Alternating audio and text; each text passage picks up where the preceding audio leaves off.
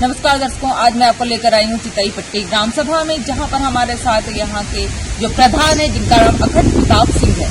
आइए इनसे जानते हैं कि इनका पहला कार्यकाल कैसा रहा और विकास के क्षेत्र में क्या क्या कार्य करवाए हैं इन्होंने। पहले तो अखंड जी, आपका हमारे में बहुत बहुत स्वागत है।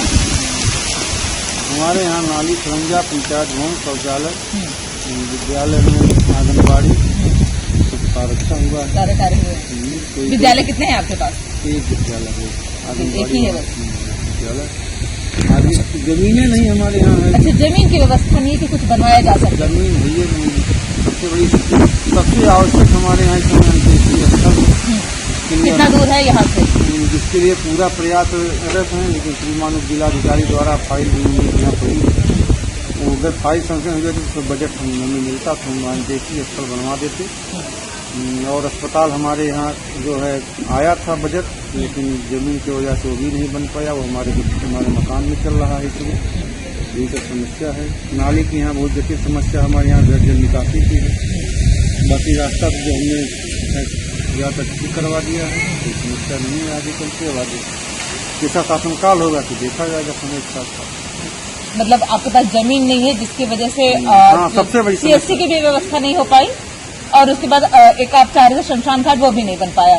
अगर एक चकबंदी करके जमीन निकाला जाए तो निकल सकता है। बिल में हमने करवाया है, फाइल सैंक्शन है, खाली जिलाधिकारी के यहाँ वही भी फंसी है। अगर उनका सिग्नेचर हो जाए तो फिर फाइल पूरी हो जाएगी, कभी ट्रांसफर हो जाएगी। इसके बाद हम इंटरसीएस ही बनवा देंगे।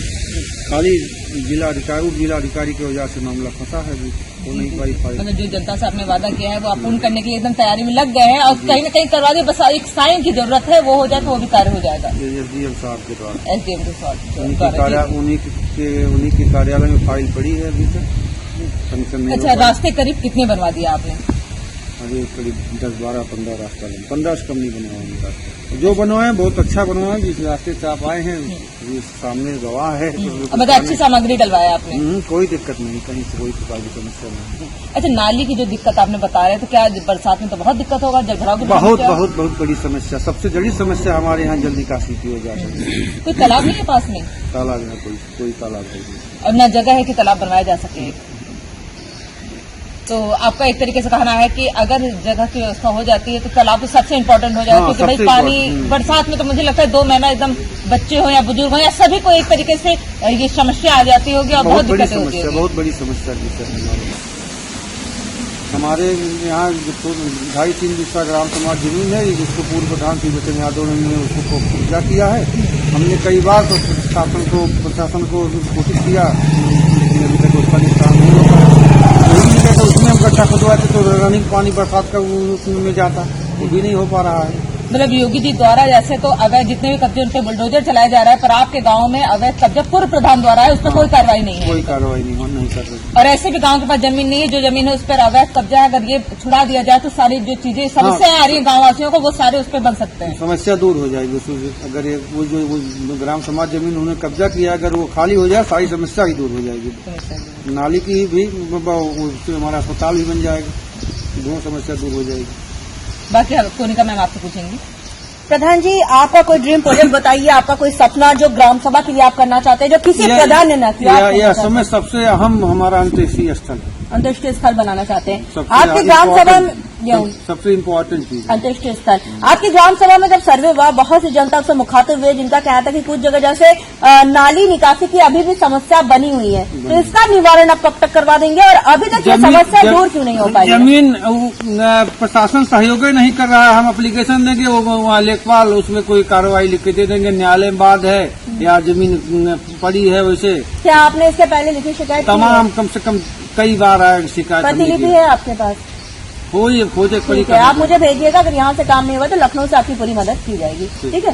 अच्छा, आपके यहाँ पे मैं बात करूँ बारात घर की, तो चूंकि आप अंत्येष्टि स्थल के लिए पहले ही बोल दी कि मेरा ड्रीम प्रोजेक्ट अंत्येष्टि स्थल है, लेकिन बारात घर के लिए जो गरीब तबके के लोग हैं उन्हें शादी ब्याह में अभी भी समस्याएं हो रही है, तो इसके लिए कभी आप लिखित आवेदन किए? जब हमारे यहाँ जमीन नहीं तो बारात घर कहाँ बनाएंगे? जब जमीनें नहीं है तो फिर वो किसी तरह से अंत्येष्टि स्थल खाती हमने जमीन दिन में करवाया, एक महानुभाव से लिए, उनको बंजर ट्रांसफर करने के कुछ वही तो फाइल पड़ी है जाके एसडीएम के यहाँ, तो मैंने एसडीएम साहब के यहाँ पड़ी है और उस पर सिग्नेचर नहीं कर रहे हैं, इसलिए फाइल सैंक्शन नहीं हो पाई, आगे बजट नहीं मिल रहा है। स्वास्थ्य की मैं बात करूं तो हमारे उप मुख्यमंत्री ब्रजेश पाठक जी स्वास्थ्य मंत्री हैं, स्वास्थ्य के प्रति काफी जागरूक भी है।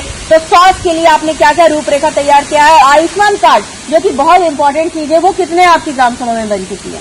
अभी तो चीनी बहुत जानकारी हमें ना, बहरहाल जानकारी पहले से कुछ जानकारी होगी, कुछ जानकारी अच्छी बहुत बन चुके हैं, बहुत बन चुके हैं। लगभग लाभार्थियों को जो पात्र लोग हैं लाभ मिल रहा है। अच्छा, आपके यहाँ पे कोटेदार लेखपाल से आप कितने संतुष्ट हैं? अनुमान ग्राम सभा में कोटेदार लेखपाल से हमारी संतुष्टि देखने को मिलती है? कोई शिकायत नहीं है। अच्छा, आपके यहाँ पे जल मिशन कार्यक्रम अगर मैं पूछूं, जल मिशन कार्यक्रम से अनुमान पूरे उत्तर प्रदेश में हम लोग का काम चल रहा है और ये कहा जाता है कि सरकार के जमीनी स्तर पर ये काम नहीं हो रहा। सरकार की नीति तो अच्छी है लेकिन जमीनी स्तर पर ये फेल होता नजर आ रहा है। इस पर आपकी क्या राय है? बहुत कई बार हमने शिकायत लिखित दिया, उसे मौके जो मिलते हैं हमने मौके भी शिकायत किया, लेकिन सबसे खराब पोजीशन है ये जल जीवन मिशन वालों के है कह रहे होगा ये कोई काम नहीं करेंगे, सारी रास्ता की खराब करके चले गए, काम ही पूरा नहीं हो पाया अभी तक।